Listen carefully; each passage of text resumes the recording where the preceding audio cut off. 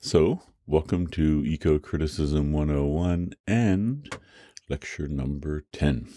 So, we're squarely in the early modern or Renaissance period, but really, with this lecture, it's going to be early modern because we're going to see the emergence of some important new attitudes toward the environment. And the first will come from Amelia Lanier. And Lanier, well, I'll tell you who she was in the lecture, or who she may have been, because there's a lot of conjecture about her connection, without being too much of a spoiler, to William Shakespeare. But from our point of view, one of the most interesting things about Lanier is she begins to advance something that has become known as the Christian stewardship approach to the planet. And what this is the notion that, and this is a Christian interpretation of the Bible, that human beings are to be, according to the mandate given by God, stewards of the creation, that human beings are supposed to take care of the creation. So remember way back in lecture 2, where we had Lynn White Jr.'s concern over Genesis and the idea that humans were given dominion over the planet. Well, in the view that's going to be advanced by Lanier, it's fascinating because that's going to be interpreted as human beings are here to take care of the planet. Now, this will become full-blown in someone like Milton a few decades after Lanier. But in Lanier, you get the idea that human beings are almost like gardeners here to take care of the planet, put here by God, to prove their obedience, devotion to God and all by taking care of the earth. So the view that we saw before, that the earth is this horrible, nasty place, the playground of evil and all, not so much here. This is a different new way of looking at it. And it's been argued, I've argued, that Lanier is sort of ground zero for this. We'll also be looking at a contemporary of Lanier's, Ben Jonson, who wrote a similar type of poem, country estate poem to Lanier's, but has a lot to do with environmental awareness, because I mentioned London's had this huge population growth. Well, that population growth had to be supported by housing and places for people to live.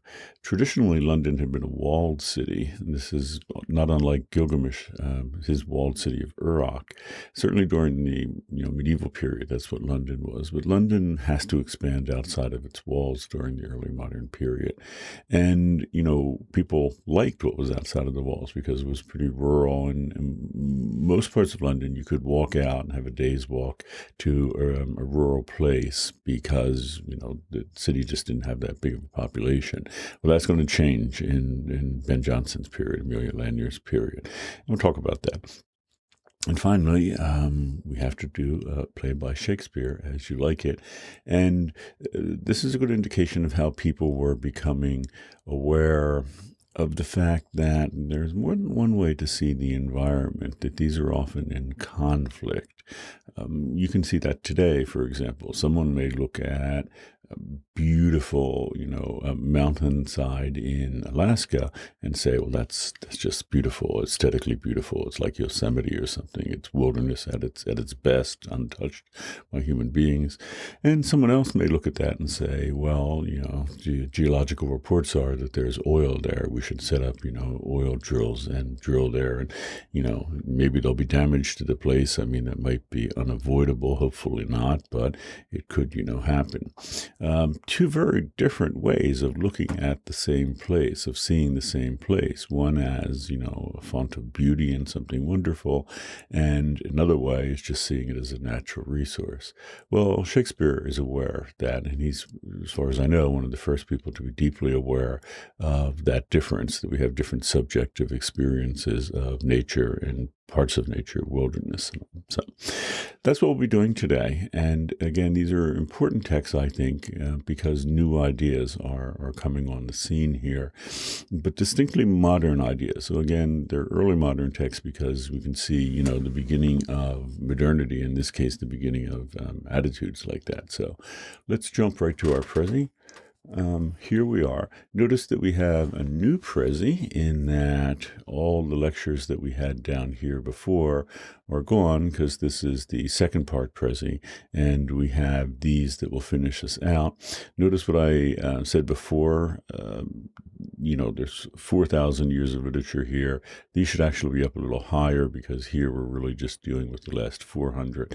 We're in Europe, in England, and we're going to be going to North America.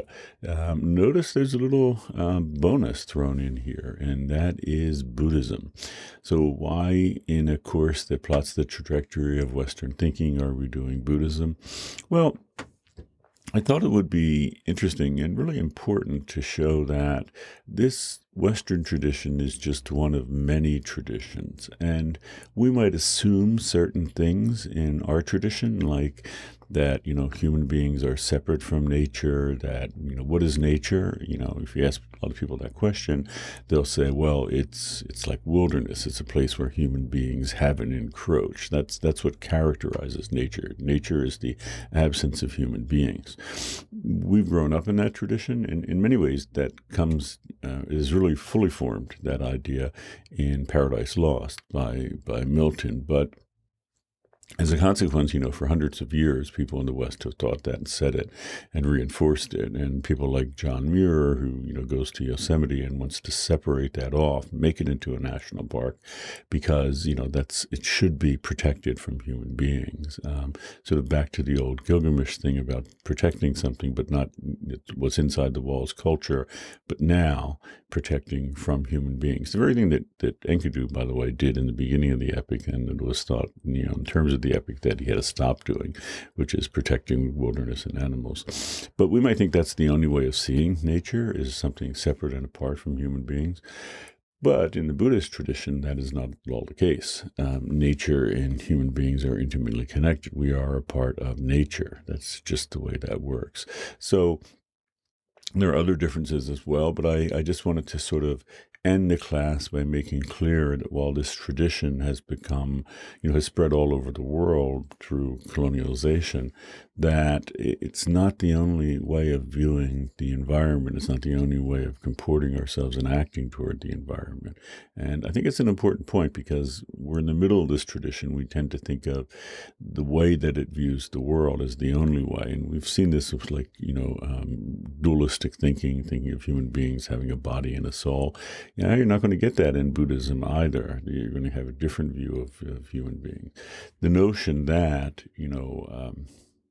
in the West, that we are living in this temporal place that changes and that we need to get up to heaven to be, or in some sort of metaphysical realm to get beyond the ravages of time.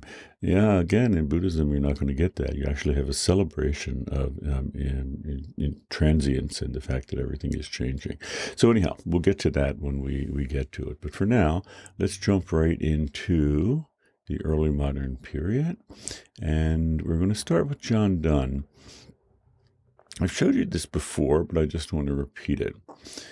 This is John Donne. The world is but a carcass. Thou, that means you, all of us, are fed by it, but as a worm that carcass bred. And why shouldst thou, poor worm, consider more when this world would grow better than before, than those thy fellow worms do think upon that carcass's last resurrection? Forget the world, and scarce think of it so, as of old clothes cast off a year ago. So, here we have an example, and this is in 1611, the beginning of the 17th century, of the notion that the world, the earth, is going to ultimately end and decay. And, I gave you the last two lines here, forget this world and think of it like a carcass, before, because, there was this, I don't know, I think we could go back to Lynn White Jr. and Christianity and say it was sort of a danger in Christianity that if you didn't think of the world as important, if you had your eyes solely set on a metaphysical realm, then the earth would seem, nature would seem as something you shouldn't really concern yourself with because it was dying. So remember the notion that at the fall, everything is going to die because of the fall of human action. It's odd that it's caused by human beings, but it is. And what it means is everything on the planet is going to die. It is from the moment that Eve takes that first bite, the world, the earth, is going to be in a state of irretrievable decay. It is going to ultimately burn, according to John's Revelation, the last book of the Christian Testament. And, so Dunn's position is, why think about it? Because it's like, we're like a worm feeding on this thing. We shouldn't care about it because it's dead and everything is dying here. All animals are dying, all plants are dying, they're all dying. The only thing that can be saved, of course, is human beings, because in this view we have this dualistic nature, and even though the physical part of us is dying too, the bodies, we have the ability to transcend it because of Jesus the Christ, who came and saved everyone. So we can get off this planet. We can sort of be teleported off the planet, but nothing else can. So it's clear from this poem that attitude, that sort of danger in Christianity that could make us sort of, denigrate and marginalize the earth, not only was that there, that was enacted, and people acted upon it, thought upon it, and Donne is a clear example here. But there's something else in this text that I think is rather interesting, because he's saying, don't think about it like a, dying piece of fruit and all, and you're like a worm.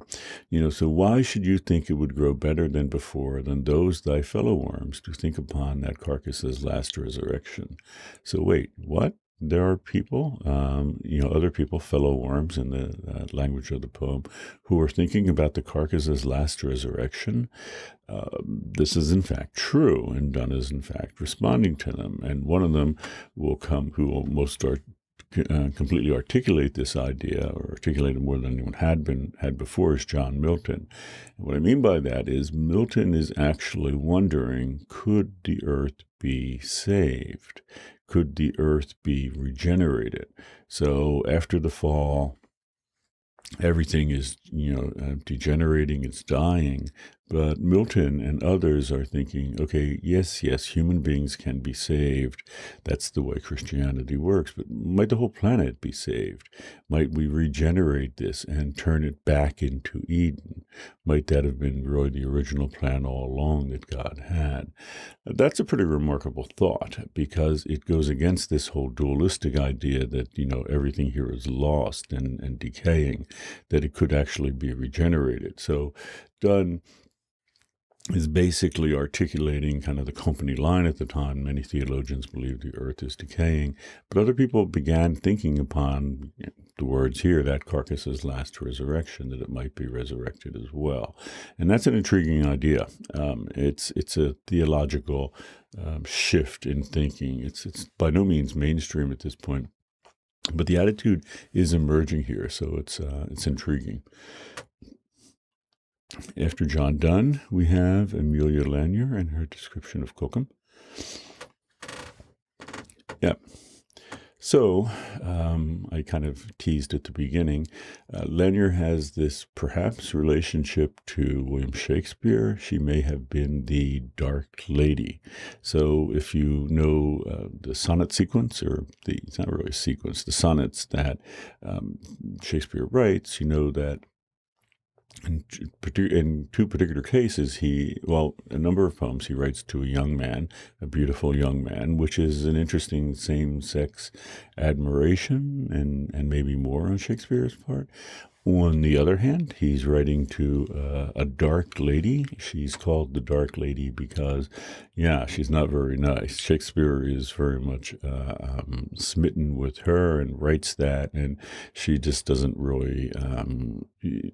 Shakespeare finds her very cruel, I think it's safe to say, because she doesn't really quite want to give him the time of day. Who was that person historically? Who were those people? Did they both exist? Well, as you might imagine, scholars have been conjecturing for quite a while who they may have been. Amelia Lanier's name keeps coming up. People have actually argued that she may have written some of Shakespeare's works because she was a writer in her own right. But the real conjecture has always been, is she the Dark Lady? I think we'll probably never know. There's an argument to be made for why she could have been. She's an incredibly, intelligent, articulate person. You could imagine if Shakespeare were going to become, sort of obsessed with someone, that it might be like Amelia Lanier. But on the other hand, it makes clear that because Lanier isn't heard from herself, right? It's just this depiction of a person, the Dark Lady, that there's a certain nastiness to that, because in the same way that we had with Pandora and Eve in the Western tradition, and by that I mean this sort of patriarchal, misogynistic tradition, Dark Lady as this sort of evil seductress that has control over this poor man, and that's such an unfair. If it is indeed the case that the Dark Lady was Amelia Lanier, that's such a horrible way of representing her, because there's so much more to Amelia Lanier. I mean, she's arguably the first professional writer in England. I'll talk about that. So, and her writing is really remarkably, it's proto-feminist. It's really feminist writing, and to then depict her in this very one-dimensional, very nasty way is problematic. I think is more than a little problematic. Yep. So Lanier's social standing meant that to sort of get involved with the court, she was made the professional mistress of a guy, Henry Carey, who was a cousin to Queen Elizabeth, who was the monarch at the time. And it made very clear, that fact makes very clear the position of women at the time, that she didn't have any role in this. It's not like these two fell in love or something and she became his mistress. She was selected for that job, and her parents at a very young age put her in that position, and she didn't have anything to do with it. But what Amelia Lanier did have a lot to do with was her writing, and she's arguably the first professional woman writer in England via something called patronage. So, we've seen, for example, Michelangelo, who did St. Peter's Basilica, and also his David that we looked at last lecture. Well, in the Renaissance, and other periods of time too, but in the Renaissance, if someone wanted to become a professional artist, professional writer, how do you go about it? For a writer, for example, you don't write a lot of books and sell them and make a little commission off of each book the way writers do today. Or, I guess you can also sell the film rights. But back then, none of this was possible. All that was possible was to get a rich patron. Michelangelo, was able to get the church basically as a patron, but it could just be any wealthy individual who won it, and we'll see this with the description with Ben Jonson's The Penshurst, who wanted you to write about them or something. But in that system, it's always a man as the artist or writer and a man as the patron. It's so it's shot through with patriarchy. There's another way of going about this that Amelia Lanier is the first person, arguably, to hit upon, and that is she is a female artist, a writer, but she gets a wealthy female patron to support her. And it's such an intuitive, simple idea. One wonders why it never occurred to anyone before, but it really didn't. So that she was able to set herself up ultimately more independently because she had this income from being a writer. And no other woman that we know of to this extent, at least the argument's made, did this before her. So she's really the first professional woman writer in England because of that. Although, again, different than today, where she's not professional because she sells a lot of books, but because she knew how to, get a living from it, which men had been doing for centuries. So, yeah. Specifically, how this played out in the poem that we're looking at, the description of Cookham, Lanier had a patron, Margaret Clifford. Clifford herself didn't have a lot of money, and it was all basically dictated by her brother, but she had some, and she was able to write this poem, for example, for Margaret Clifford. So the Cookham estate that we're going to be looking at in the poem, that was, controlled, or that's where Clifford lived. So imagine how patronage would work if you, for example, were a wealthy person and you wanted a painting of your, I don't know, your partner, your children, your estate, or whatever, you would commission an artist to do it, and the artist then would deliver this, wonderful portrait of your children and give it to you as a gift. But of course, you'd be paying them for it. In the same way, the description of Cookham is a written description of the estate where Margaret Clifford lived, and as a consequence, you can see why Clifford would want to pay for that, because this is a celebration. It's kind of an over-the-top celebration of the place where she lived. So it's just like commissioning a painting of it, but a portrayal not on canvas but in words. Cookham is also interesting, and I noted that Amelia Lanier was sort of a proto-feminist, because this is a homosocial group. And by that, I don't mean homosexual, I'm not talking about sexual activity of any sort, but a social group composed entirely of women. We're going to see this we won't see it, but in subsequent literature in the centuries to follow, you will have groups that are like Jane Austen. It's sort of like a core group of just women there. And it's revealing, right? Because, okay, you have the first woman writer who is sort of set free to write whatever she wants. And also to underscore, Amelia Lanier is educated. And that's another key part of this. And we know, for example, from her writing that she actually knew Latin and understood it quite well. So you educate a woman, and which is something that wasn't much done at the time, and then you provide her with an income stream independent of anyone else other than another woman, and kind of look out what's going to come. Because, for example, you have a work written just about women. There are no men in this poem. It is a homosocial group. By that, I mean a single-sex group. Again, I'm not saying that there is, underlying sexual activity. I'm just saying that this is a group of just women, a community of just women who sustain themselves and are importantly a unit together as women. And again, you can do this if you're Amelia Lanier, because you don't have to worry about satisfying any sort of male notions of what writing should be. Yep. It's the description of Cookham is often called a country house poem. And so two things here. First, that's not a very good description. And you could see for yourself if you reread the poem and you look for the descriptions of the house. I think in line 18 there is a description, but not much else. What is described is the estate. So in modern terms, it would seem that this would be a house poem because it's about the house, but this is all about the yard. This is all about the garden around it. That's what all the description is. That's what all the fuss is about, is the garden around it and all. The house is relatively unimportant, and that will be the case with Ben Jonson's Penshurst, which we'll be looking at in a moment. So, and this is a great exam question here. Is it a country house poem? Well, that's not a very good description, even though that's what for centuries people have called these poems. They're better called country estate poems. Why? Because they're not about the country house. They're about the country estate.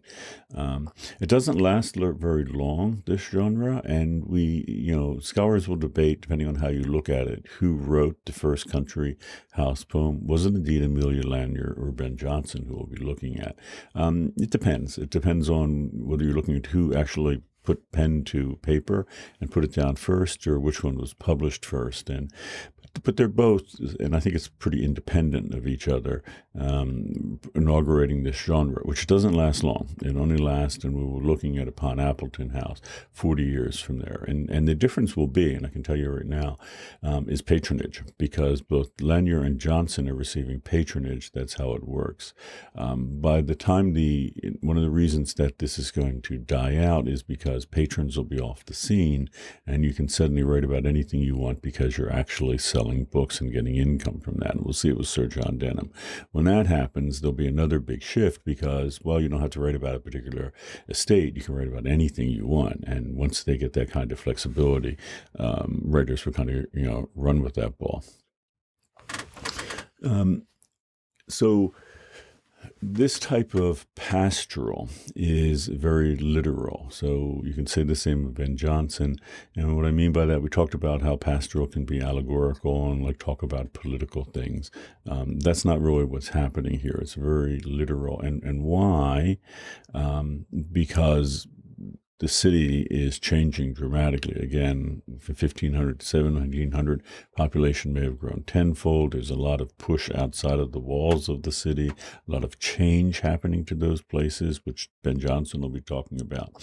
So because the city is, problematic in lots of different ways, people are going to want to look to a simpler thing and imagine a simpler place. And pastoral will explode in this period of time. And if you knew nothing else other than the explosion of pastoral as a genre, you should ask yourself a question, as we often do with pastoral: what's causing that, right? Is it if it's being used allegorically, is there some reason that artists need this veiled way of speaking? And if it's used literally, as it's going to be here with Jonson as well, what's happening to the environment to cause people to keep wanting to imagine such a simple, wonderful life?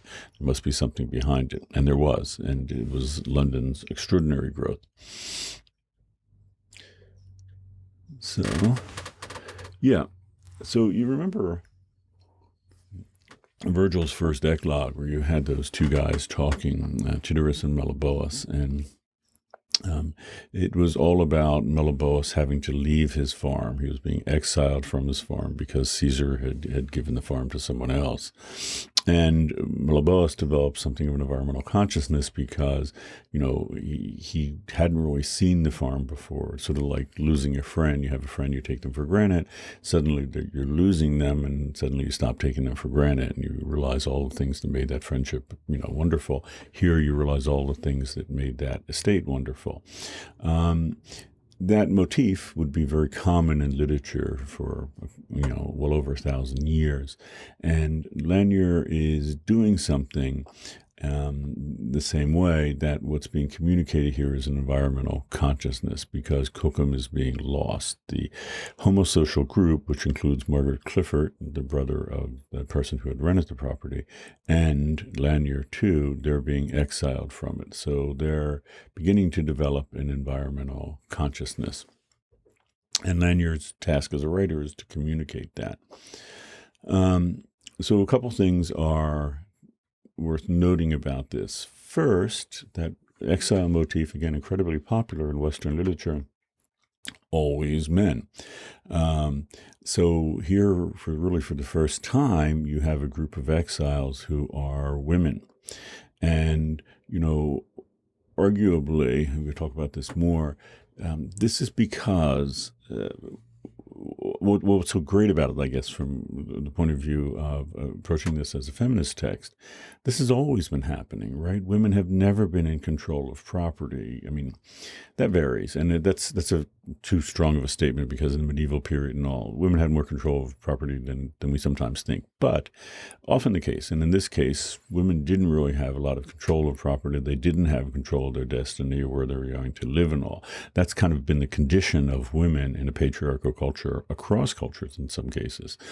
But here you have a writer, and again, you educate this woman, intelligent woman, you give her, an income, and you let her loose to explore these things. And she's basically saying here, yes, men have, this exile motif coming from Virgil onward has been always about men, but this is the condition of women. Women are constantly being moved, put in exile, constantly being moved around. And it's not, it's not an incredibly powerful politician in Rome like Caesar that's doing it with Meliboeus, but the men in control of property and power who are doing it. So it's very interesting to see this so early on with this exile motif. Yeah. So one thing to keep in mind here, though, and what makes this distinctly modern, is that Lanier and the group of women are actually changing places. They're being kicked out the same way that Meliboeus is being kicked out. So in that sense, it's pretty similar. We're going to see a little difference with Ben Jonson, but it's noteworthy. But here, the same way that Melibea felt this dramatic sense of loss, we have it here too. And the landscape actually sort of moves out and sort of talks to her, placing pleasures in your heart, Cookham withdraws. So this is really trying to catch the moment, which Virgil's first eclogue did, where this person becomes, or this group becomes deeply aware of the environment and deeply concerned about the loss of it. But it is worth noting that it's anthropomorphic and also anthropocentric. So hills, vales, and woods, as if on bended knee they had appeared, your honor to salute. So right off the bat, on bended knee, hills, vales, and woods, these obviously, none of those three have knees or legs to bow down with. So it's clearly taking the environment here and putting it in human terms, human form. But also they're bowing down to in reverence, in language here, to salute the group of women here. So in that sense, it's anthropocentric too. It's very much centered on the women. So it's saying that this place exists for the women and respects them for it. So we've seen both anthropocentric and anthropomorphic, but here's the two together. Anthropocentrism is often opposed to ecocentrism, though it need not be. And what I mean by that, like in this case, it doesn't mean that there isn't a great interest in the place itself. It's not all just about serving human beings. So clearly that language is there. We just saw it. But on the other hand, there's this real respect for the deep interconnection of all life going on there. And if you read the poem, you get that Lanier is aware of that. So I just want to not get the two mixed up, not make it sound too much like it is just this incredibly anthropocentric and it's all about human beings and it's not about the place. It seems from the poem that Lanier had a real concern and interest in the place itself. The language is even more severe in that Cookham is actually depicted as dying without human tending. So this can be seen as literal, though, and there's a concern here that Lanier is expressing, and that is that this group of women, this homosocial group, had been caring for Cookham, and if they leave, if they're being exiled, and the reason they're being exiled is because Clifford's brother decided not to lease it anymore. So this is a property that he leased from the crown. He decided he wants to go somewhere else. No big deal to him, but it's a really big deal to the women who've been living there. And it's actually revealing of the kind of social situation at the time, because many people, very wealthy people, had two homes, one in London and one somewhere in the outskirts of London or even further away, a country estate, which is what this is. Men often spend a lot of time in London. It's becoming the biggest city in the West, and there's a lot of diversions and interesting things for them to do there, and often the women were left in the country estate to take care of it, and this suited men just fine, but it put a big obligation on the women there. And we know, for example, Ben Jonson, we'll get to in a moment, we have correspondence between Ben Jonson and his wife, who lived at their country estate, and she ran everything. She took care of everything. So who, worried about the leases with people there, who worried about the actual management of the estate, the day-to-day thing. It was all done by her for the most part. And that's what's happening here too. So in a very literal sense, these women are worried if they're not there to take care of it and to be good stewards of it, then what's going to become of it? And will it actually, and it's the hyperbole here, will it actually die? This then leads to what is seen as this preoccupation with caring about a place and taking care of it and being the steward of it, which is well on display in this text, is an example of what will become Christian stewardship. In other words, if you really didn't care about the earth, if you took the John Donne position that it's just a decaying planet and it's gone, why worry about it? Why celebrate its beauty? Why take care of the animals and plants there? Why be so preoccupied with it? Lanier advances the reason here because in the religious sense, we are, according to her, here to take care of it. That's what God wants us to do. That's the mission that human beings have, the obligation human beings have.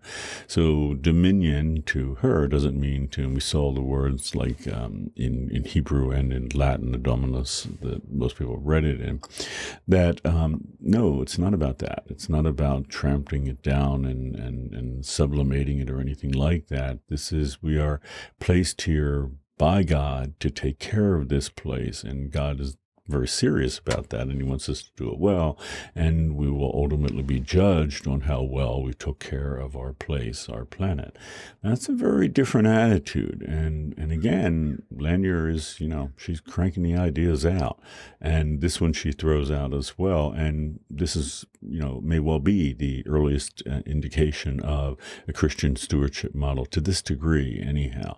So this will, I've mentioned before, this will run into the 21st century with people like Pope Francis and Al Gore, deeply committed Christians who believe that our job here is to be stewards of the earth, to take care of the earth, and that includes the climate crisis. We have to reel this in because, if in that way of thinking, if we were put here by God to take care of this planet, to make sure that it's okay, how's God going to respond to the climate crisis where, we're in the middle of the 6th extinction events where, hundreds of, tens of thousands of animals are going extinct every year, and all sorts of things are happening. I mean, we've done a really great job of screwing this planet up, which is just the opposite of being good stewards. So a really important idea here, and emerges with Amelia Lanier.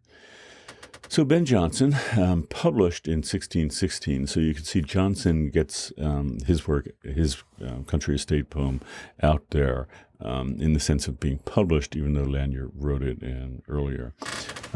Just to give you an idea of who Ben Jonson was, you may know him if you're familiar with Shakespeare, because Shakespeare competed with really two guys in his career. The first one was Christopher Marlowe. You may have heard of him. And he was a big playwright at the time before Shakespeare came on the scene. So Shakespeare comes on the scene as this younger guy and wants to make his mark, and he has to compete against the really established playwright, which was Marlowe. But then at the end of his career, he has another guy who's on his tail, and that is Ben Jonson. So Ben Jonson doesn't write plays for the most part the way that Shakespeare does. So Shakespeare's plays, you may know that where they were performed in a couple of venues, but most notably the Globe Theater. Anyone could come and watch these plays. You could, pay a little bit amount of money, and you could stand and watch them, as you still can today, since the Globe has been rebuilt.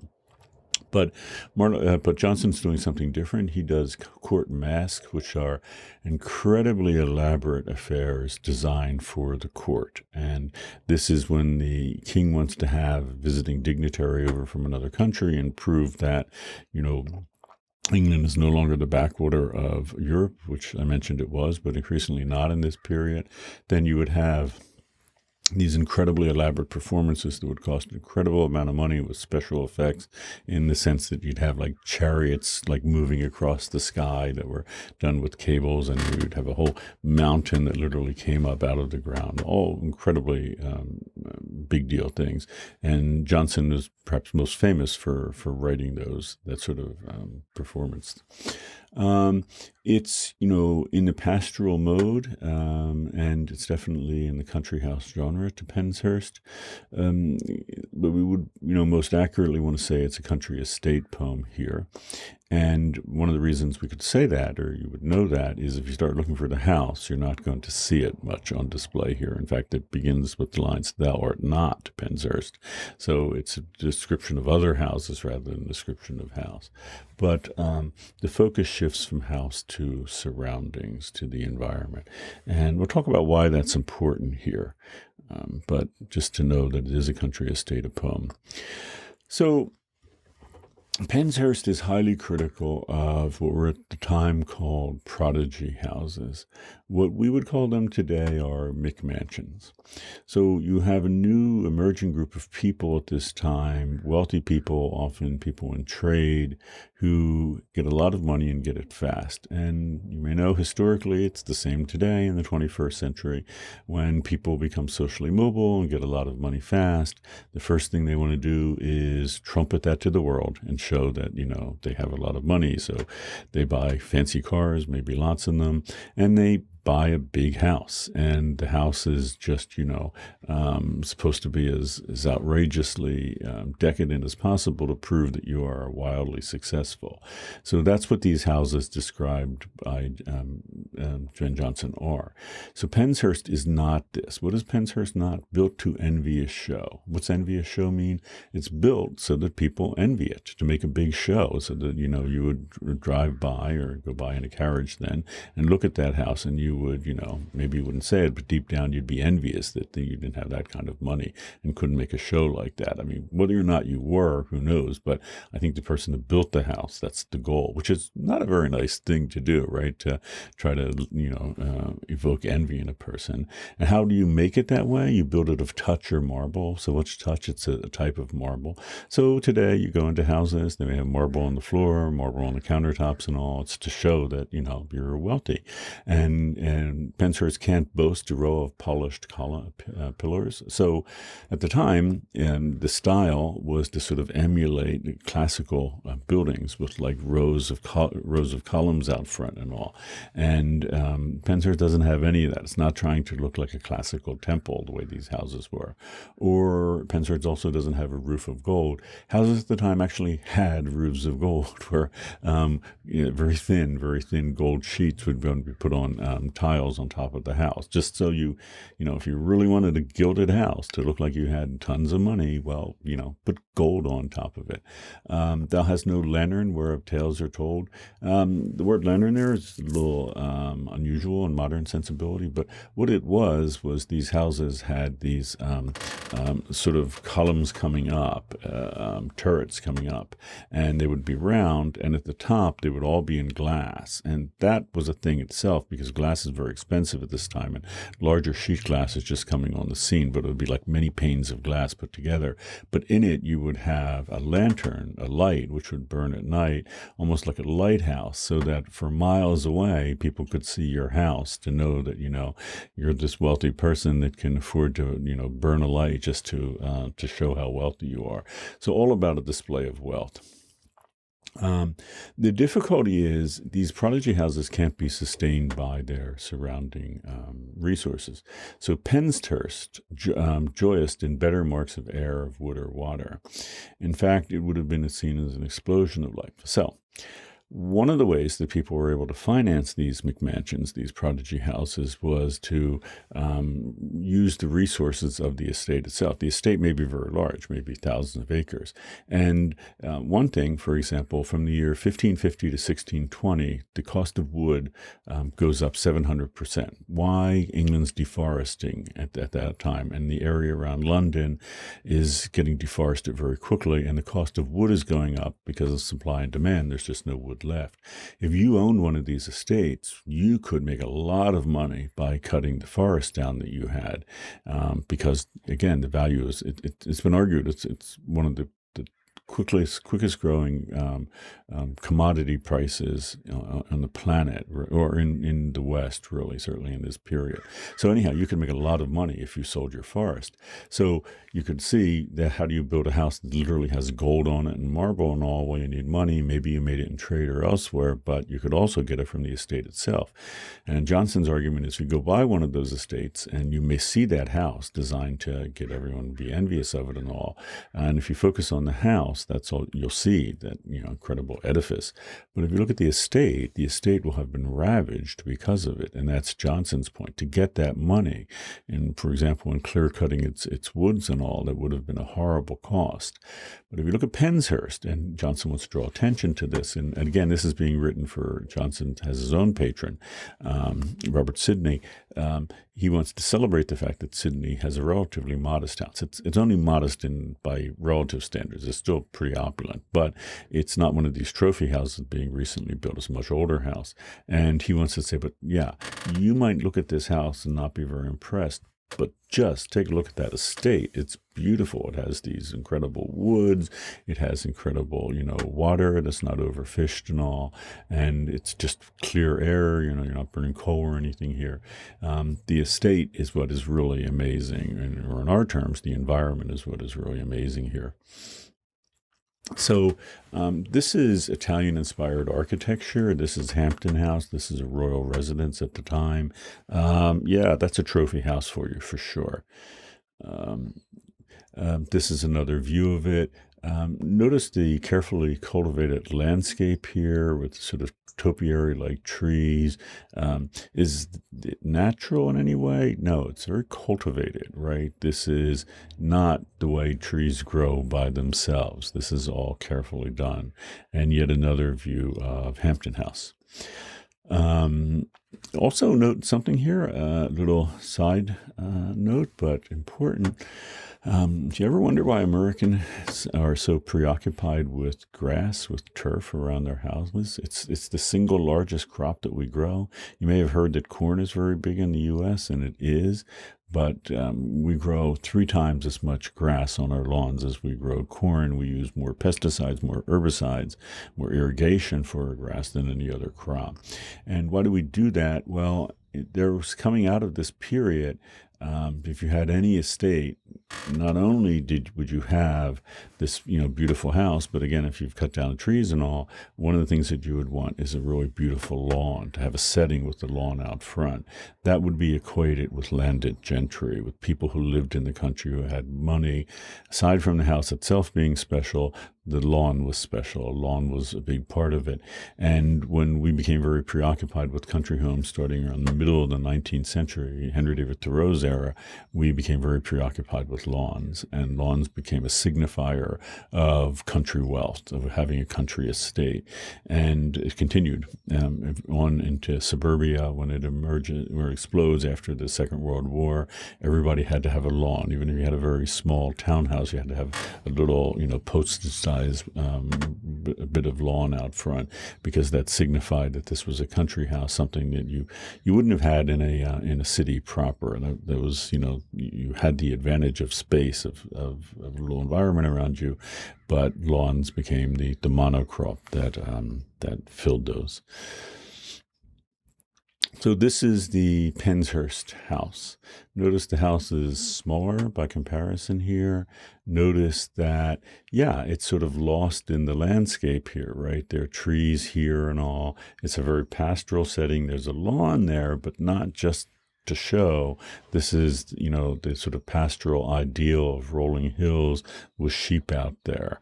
This is the backyard of Penshurst. It's still there today. You can go visit it. It's about 15 miles south of London. So look at the difference between the two. Lawn, yes, but it couldn't be more different. Although we'll look at the front of it. Anyhow, Walden is going to do the same thing here, by the way, and this is why this is such an important kind of missing link poem, because when you get to Henry David Thoreau, he's going to be attacking large houses and all, and the destruction of estates. It's certainly the case that Thoreau built and lived in something about the size of a garden shed. You just saw Penshurst. It's not a garden shed. It's much larger. So Johnson is kind of using hyperbole to portray Penshurst as environmentally benign. I mean, would it be less benign than a huge trophy house where you denuded the area around it? Sure. But it's not quite the humble little dwelling that he represents.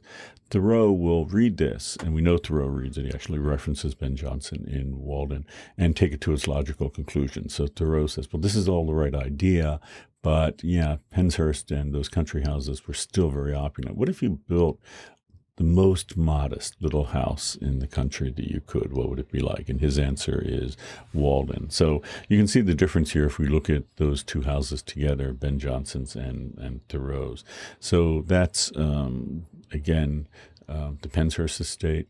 That's it from the front. So I don't want to give you the idea that it's totally not sort of fancy and with topiaries and all that. And still a highly modified place. And this is Thoreau's cabin. That's actually not the cabin as it is today. It was actually rebuilt. The cabin was a little distance from there. This is actually the site where it existed. And I show you this to see the sort of area around it. It's built in a little woods. There's no modification of the area around it to speak of. And this is the inside of where Thoreau lives. Again, this is, if you're familiar with the tiny house movement, yeah, Thoreau was there 165 years ago. So a little more about Penshurst. So the first class, we had that Nickelback song, Rockstar, which is just one of many, many, many songs and one of many, many works that celebrates opulence and having a huge house and all. And the protagonist of that poem, that song says, I want a bathroom so big I can play baseball in it. That this is what everyone wants now, a display of wealth and opulence and all. So it's very clear that in Penshurst, this excessive wealth, excessive capitalist consumption is already... Well, it's kind of like with John Donne. John Donne is critical of, John Donne wants to introduce the idea that the earth can be resurrected because no one else thought it. Ben Jonson is being critical here of excessive consumption because it's becoming like the standard. This is the goal everyone wants. So how far back does it go in Western culture where people are want to build big McMansions and show their wealth in all sorts of different ways? Well, it's clearly on display here in a big way. But on the other hand, it's clear that, and this is what makes Jonson such a milestone person, that people are critical of it as well, that people see it for what it is, see it as about, Jonson's words, envious show, trying to get people to be envious of your wealth and all, and that's really what it's about. So Jonson is very clear of it, and Jonson is suggesting, it's important from our point of view, this has environmental consequences, right? So the environmental consequences of building a McMansion today may be very different as where the materials come from and all. But Ben Jonson clearly wants to say this has a cost to the planet. Specifically, this has a cost to the areas surrounding it. And we can't forget that. And Ben Jonson also clearly wants to say, yeah, it's too high a cost. It's not worth it. We should not live in this opulent way if it has to come at the destruction of the earth or parts of it, in this case, the estate.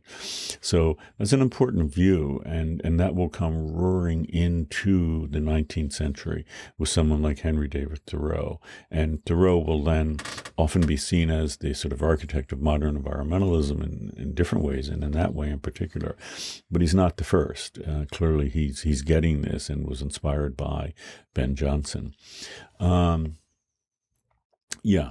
So to compare Thoreau and Jonson, just to be very clear, Jonson is not suggesting the sort of very radical changes that Thoreau did, and he's not suggesting living in a garden shed, but he is suggesting living more modestly and not getting caught up in this whole game of trying to show how wealthy you are and all. So the underlying attitude, concerned about excessive consumption, it's here, but it's in an early form. I guess that's the way to look at it, and not fully taken to its logical conclusion by someone like Thoreau, who says, well, okay, if we accept this attitude, what is the minimum that we could live like?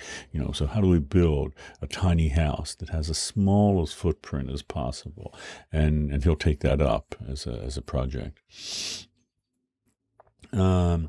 And we know that Thoreau did read to Penshurst and other country estate poems. And we'll get to Thoreau, but we'll see Thoreau read most of what we've read in The Reader, with the exception of a couple, one notable one being Amelia Lanier, likely. Yep.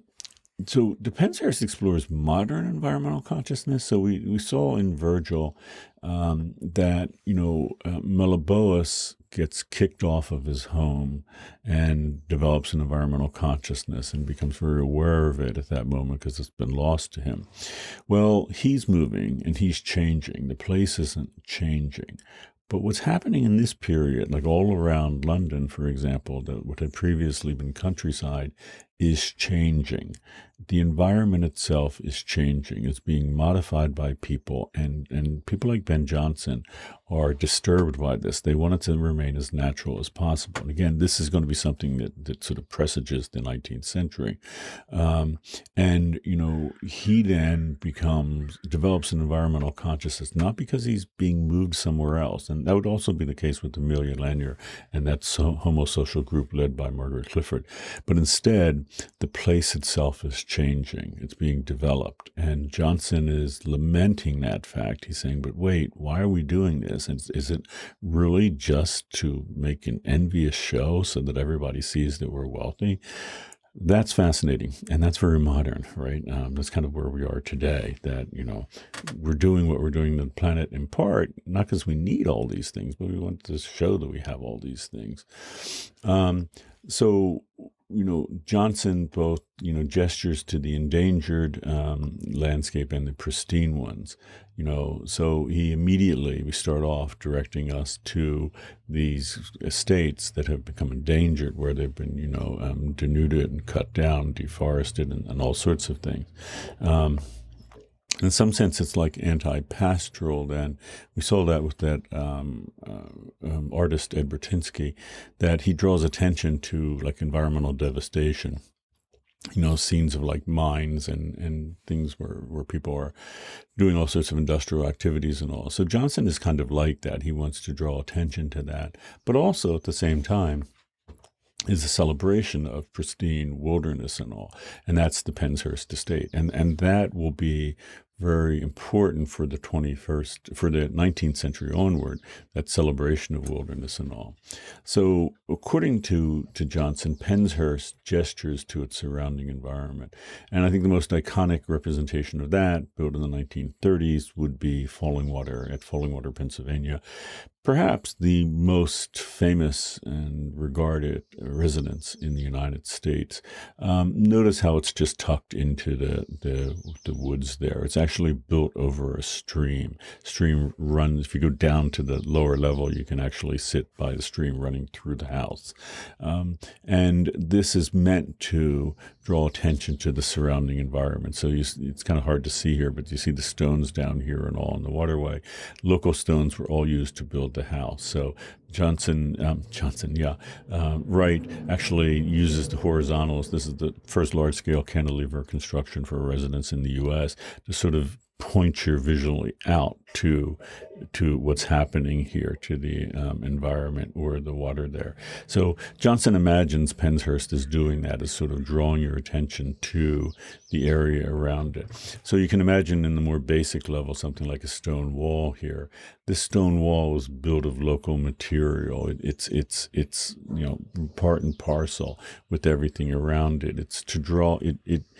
Maybe it wasn't designed this way, the way Falling Water was, but it draws your attention to the surrounding environment. It's making a pastoral gesture. It's actually, according to Jonson, the house itself is doing what the Penshurst, the poem, is doing.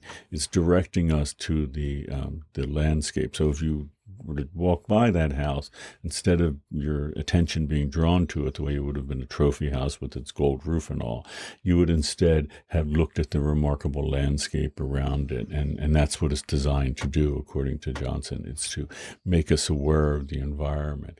But the very fact that the environment, that he thinks you need to be made aware of the environment, and he thinks it's important and we shouldn't be destroying it and cutting it down, that's very important in its own right. So Penshurst, and by that I mean the house at Penshurst, makes a similar gesture to its pristine surroundings. That's the idea. It's making clear that no one clear-cut a forest to do this. These surroundings are the way they should be in Jonson's mind, which is sort of untouched. We now know that they're pretty touched. We now know that that scene I showed you with sheep grazing behind the house. Well, that was probably at one point forest that had been cut down to create that grazing area. But still, the world that Jonson was born into, he would like it to be the world that he leaves it with. So he would like the world to be as natural as possible, at least as he understands natural, and not encroached upon. And he's very concerned that in this period onward, people are going to really be encroaching a lot on landscape. So let's do Shakespeare's As You Like It. Shakespeare, it's set in, As You Like It, is set in the Forest of Arden. It's a rural forest in Warwickshire, England. And if at the time, say you live in London, which isn't really that close to this forest, if you were imagine like, where's the most wilderness in London? I mean, there are places that people knew like the Alps and all that are really wilderness. But in terms of London, where's the big wilderness area? Where's a big forest? Oh, this would be one of them. So Shakespeare, if he wants to set his play in a wilderness, this would have sort of captured the imagination of his audience as being a very, a British wilderness. This is a picture of it. Sorry, I don't have any better ones, but it is a real forest, and it looks like you would imagine any forest in England, I guess.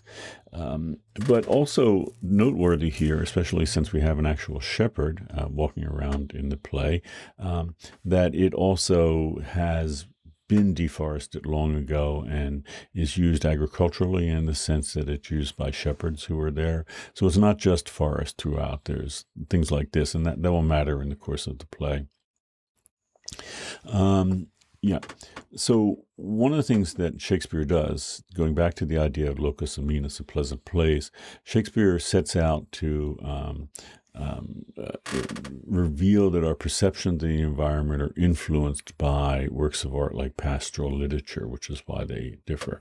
So people in London may have thought of the Forest of Arden as a locus amenus, but Shakespeare wants to unpack that. He's curious as to why people think what they do about the environment. And that's why he's very important for us in this particular play, because he actually has a sustained meditation here on that. And it's one of the points of the play to draw attention to that. So he knows about pastoral. Shakespeare knows about it. He certainly does. And early in his career, he wrote something called The Two Gentlemen of Verona. And that is very common pastoral. It's like the pastoral of the time. He's a young writer. He's just sort of doing what everyone else is doing. Later in his career, with something like As You Like It, he's going to change that. He's going to challenge those perceptions. So you have a variety of different people looking at the Forest of Arden, seeing it in different ways. The first is the Duke. So this is a Duke who's not in court anymore, but he's taken his little entourage and he's out in the middle of the forest. And he has a very definite perception of the Forest of Arden. So let's get to that. I won't read the whole perception here, but notice that he describes it in very pastoral terms. So the Duke sees the world through pastoral eyes, through the eyes of pastoral poets. And what does he think of the Forest of Arden? It's the locus amenus. It's an absolutely wonderful place. Yes, it's cold there, and that's a big difference because remember, locus amenus is coming out of, Greco-Roman thought, and that was in a true Mediterranean climate, not unlike Santa Barbara, where there's not snow and it's not really that cold and all. The Duke has to reconcile that there's one difference, why it's not a true Mediterranean locus amenus. It's kind of cold, but other than that, he thinks it's pretty perfect as a place. And how would you buy into that? Well, Shakespeare is arguing that if you've been told that's what a locus amenus is, maybe you'd actually believe it. And the Duke and his party do. So, under the greenwood tree, that's a reference to Virgil's first eclogue. That's how that starts, if you remember. Undo the sweet bird's throat, come hither, come hither, come hither. Remember, I don't know if you remember in passing, I showed you the Sappho poem had that "come hither" line, which is also seen as sort of early pastoral and would have. Shakespeare is also riffing on that too. There's no enemy here. This is a wonderful pastoral place, except it's cold and it has bad weather here compared to the Mediterranean. But that's Shakespeare's point. But then you have Jacques here, and I again won't read this all through. But he's very concerned about the fact that there were original residents in this forest Who were they? The animals.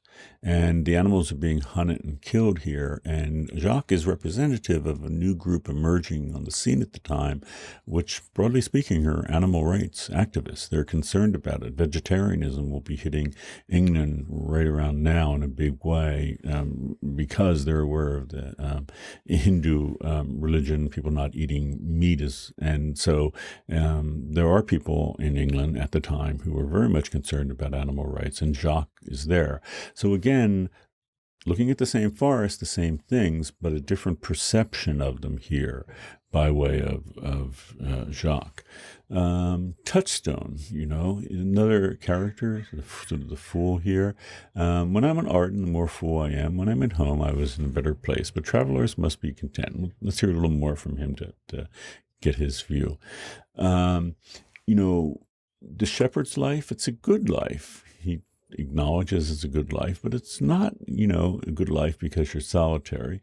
It's very well, except, that it's private and all, but it's a vile life too, because, it's not the court. It's tedious. It's boring. It's country life. And there's a lot going on the court as well. So what he's saying here is, what Shakespeare is saying, here's yet a third way of looking at this. And Touchstone, he's the fool, but on the other hand, he has a pretty sensible view. He's aware that there are appeals here. This solitary, contemplative, beautiful life is appealing. It's also really boring. It's not like being in the court in London where you have all sorts of diversions and all. So he's sort of weighing it out and trying to decide what he makes of it, and he's kind of sitting on the fence going back and forth.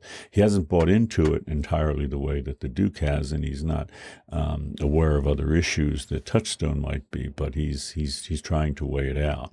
So a third perspective on how we can look at the place. Then we have Orlando, also a member of the sort of nobility coming out of London. Yes. If this uncouth forest yield any savage thing, I will either be food for it or bring it food for thee. He's talking to Adam here, and see if we can hear a little more from Orlando.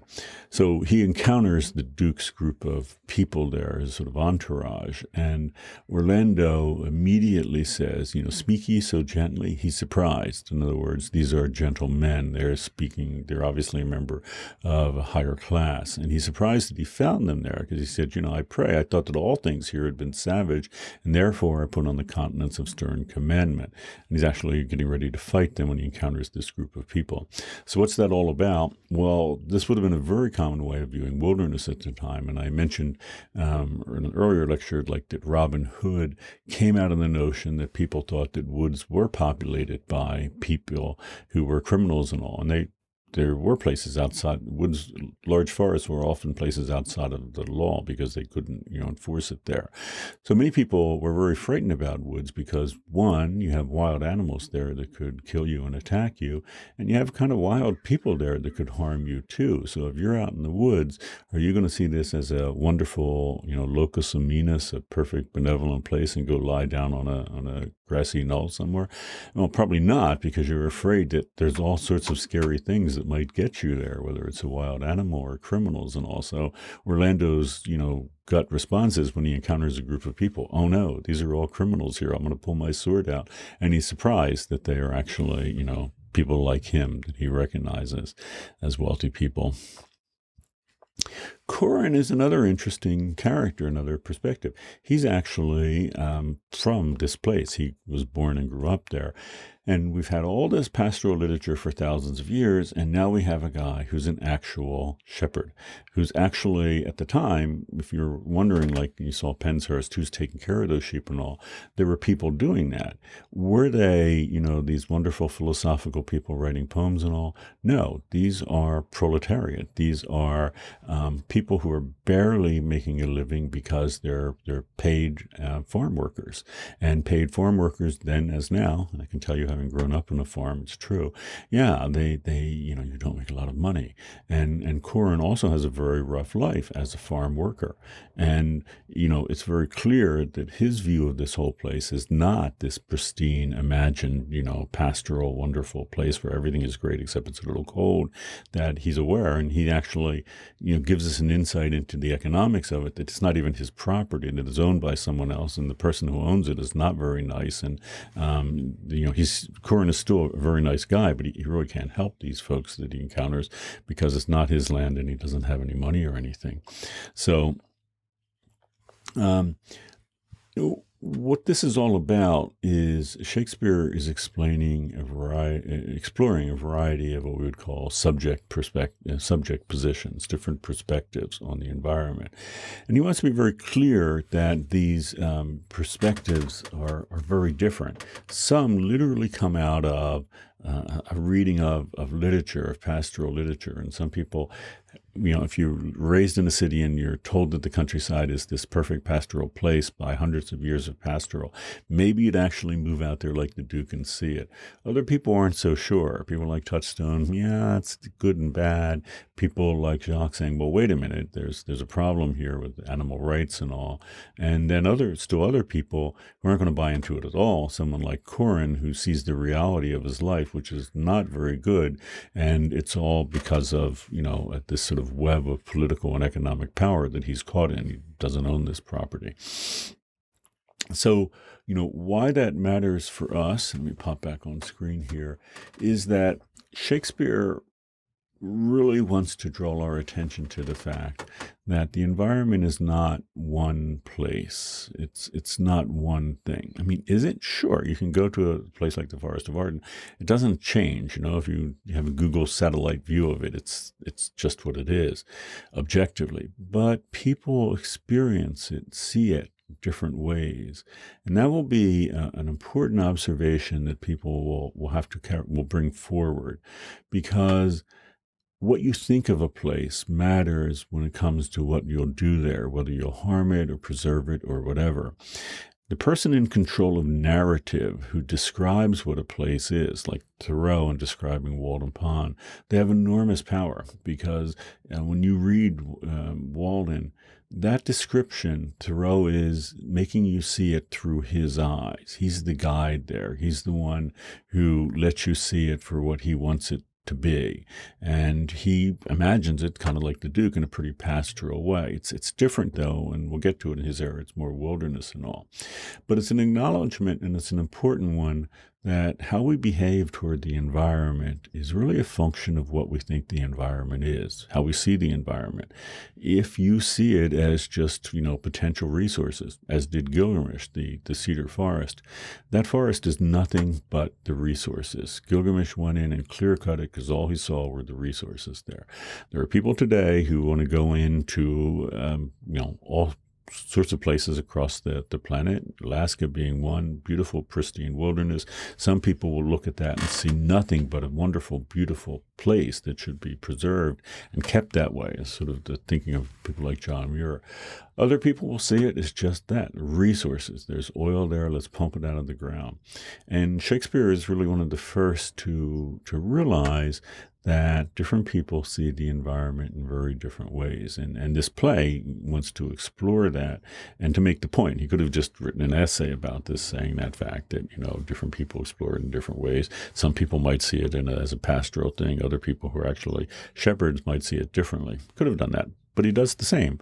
He does it even in a more interesting way, as he presents us with interpretive challenges in giving us a real shepherd, in giving us someone who totally buys into the pastoral depiction of a locus coeminus and all. So it's a very important milestone text, I would argue. And it's a good thing to remember just in general, because how we behave toward the environment, how people want to use the environment or celebrate it or whatever, comes from the perspective they have, and that artists and writers are going to have a lot of power there because they can depict things the way they want. And we'll see Thoreau, but later, like with John Muir, who really wants to save a place like Yosemite. Well, to save it, he has to depict it as a pretty wonderful place, very different than a pastoral depiction. But that's central to the project, the narrative, the description, and how it works there.